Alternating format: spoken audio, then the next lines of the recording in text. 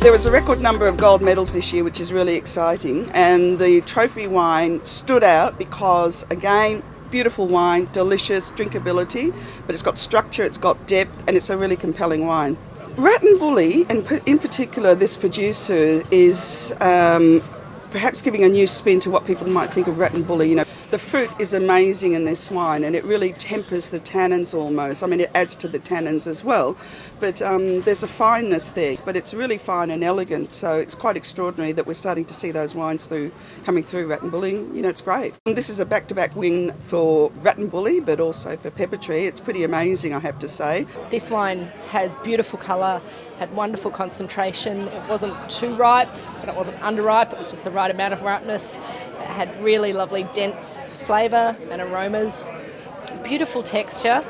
And one of the things that I think is really important about the evolution of Australian wine is that this wine had a seamless character. The tannin and the acid and the fruit and the alcohol were all beautifully in balance with each other. So it makes it a really delightful wine to drink now and a wine that can age into the future. To win it last year, that was a huge thrill for us because, you know, we're a long way from home here. We came here from the Hunter Valley because this is one of the best areas in Australia for Cabernet. That's why we're here, for Cabernet. And I picked those a couple of different blocks out for the vineyard, particularly in Rat and Bully, which was really pioneering sort of country. It's taken us 20 years, but we're now starting to get, you know, really fantastic results. This is a wine that we've been making, I guess, for about 10 years. We've gradually worked out the best parts, best rows of various blocks in the vineyard, and we're honing down to get the maximum quality that we can from just very small blocks.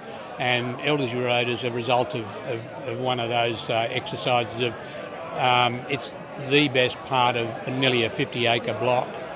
So about 10 rows that we pick it from.